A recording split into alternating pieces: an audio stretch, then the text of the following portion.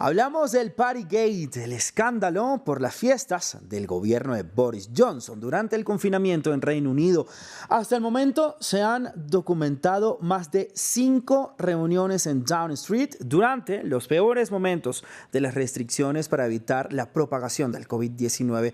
Tras revelarse este escándalo que causa indignación en el país, la semana pasada el gobierno pidió una serie de disculpas, una de ellas dirigida a la reina Isabel II, ya que una de las fiestas se dio en pleno duelo nacional por la muerte del duque de Edimburgo. Sin embargo, para muchos las disculpas llegaron demasiado tarde y ahora suenan los pedidos para la renuncia de Boris Johnson.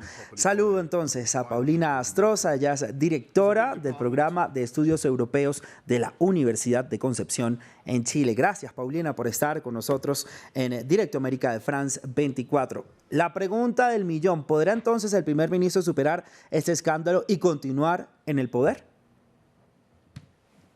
Hola, ¿cómo están? Mira, es bastante complicada la situación que está viviendo. Es cierto que Boris Johnson ha tenido varias crisis, varios escándalos, pero el de ahora se le está complicando muchísimo más. Pero para llegar a esa supuesta destitución o cambio de gobierno, la verdad es que todavía faltan algunos pasos, pero yo creo que es el momento en el cual ha estado más cerca de la dimisión por las presiones que tiene tanto dentro de su propio partido como también por la ciudadanía. Ahora, Paulina, ¿son suficientes estas disculpas de todo su gobierno, incluso las disculpas a la reina Isabel II? ¿Qué quiere la población Yo, exactamente? ¿Qué necesitaría para poder calmar estos ánimos? Mira, hay distintas formas en las cuales él podría reaccionar. Una es que él dimitiera voluntariamente, cosa que no creo, porque ya se sabe que su entorno más cercano está con una estrategia que se llama Save the Big Dog, en el fondo salvar al gran perro, y que ha comenzado con el anuncio de distintas medidas bastante demagógicas para que contentar a la población. Esa es su primera estrategia. Ya ha anunciado, por ejemplo, el hecho que va a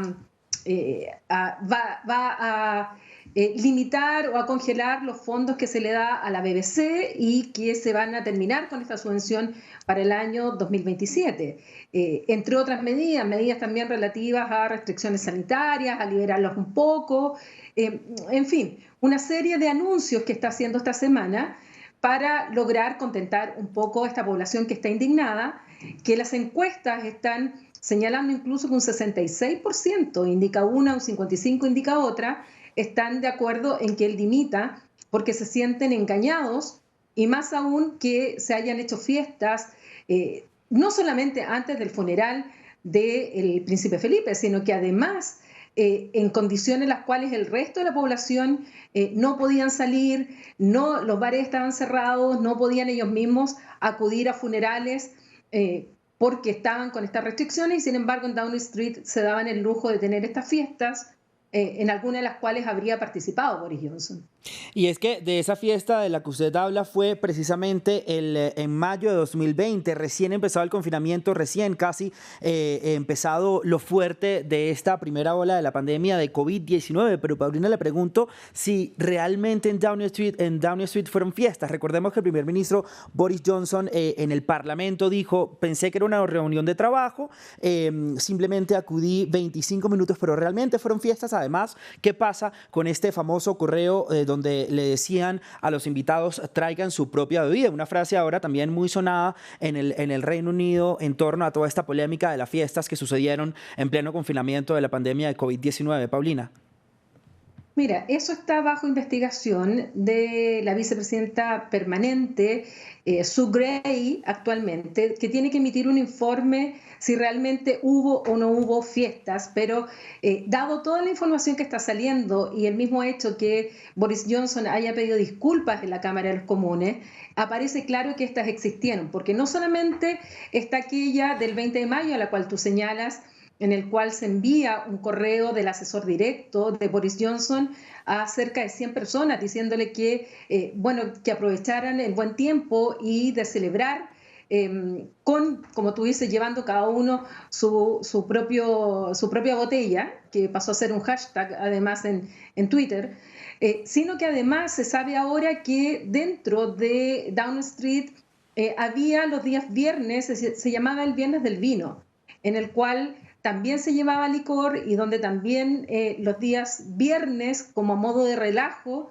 se reunían grupos de personas cuando el resto de la población británica no podía hacer lo mismo. Entonces, se están sumando una serie de situaciones que por mucho que él diga que pensaba que era una reunión de trabajo, donde incluso la que en ese momento ni siquiera era todavía su señora, aparece con licor, tomando, la verdad es que hace muy poco creíble lo que está señalando él, más aún cuando el semanario El Spectateur, en el cual durante 6 años Boris Johnson lo dirigió, hoy día se sabe que justamente cuando él termina de ser el director de ese diario, en la forma en que ocurrían las cosas en ese diario era como lo que está ocurriendo ahora, o sea, mucho alcohol, Sí. mucha juerga, y eso también complica la imagen y la reputación del primer ministro.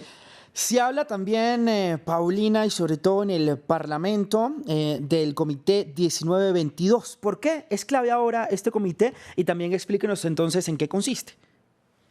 A ver, este comité se llama así porque en 1922 fue que se formó, pese a que empieza a operar en 1923. Está integrado por aquellos parlamentarios conservadores que no tienen puestos en el gobierno.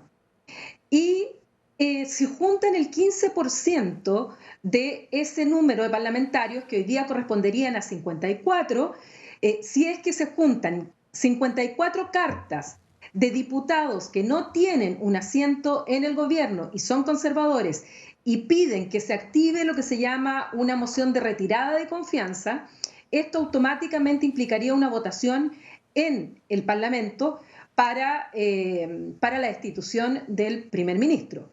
Esto no significa que con la destitución del primer ministro cae el gobierno, sino que significa que el Partido Conservador debería nombrar a un nuevo líder conservador.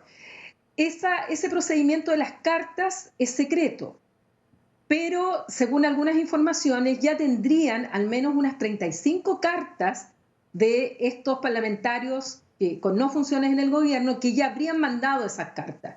Por lo tanto, si es cierto, tal vez con toda esta información que está saliendo ahora, logren tener las 54 cartas y con eso se activa automáticamente el proceso de la moción de retiro de la confianza en el Congreso, en el Parlamento, en la Cámara de los Comunes, y eso ya está fuera de control de Boris Johnson, por lo tanto ya no depende de él, sino que depende del Partido Conservador. Muy rápido, Paulina, nos quedan ya 35 segundos para terminar esta conversación. Viendo de su experiencia, ¿no? ¿Cuál puede ser el futuro cercano de Boris Johnson? ¿Si se mantiene o se va? Yo creo que le quedan días, ya sea por una presión exterior digamos, de los ciudadanos que están muy enfadados, Sí. están aumentando mucho los laboristas en la encuesta, o sea porque logre estas 54 cartas y sea su propio partido quien o lo destituya vía el Parlamento o la presión sea tan grande al interior que él termine dimitiendo. Paulina, pues gracias por su análisis, por estar con nosotros en Directo América de France 24. Ha sido un gusto conversar con usted el día de hoy.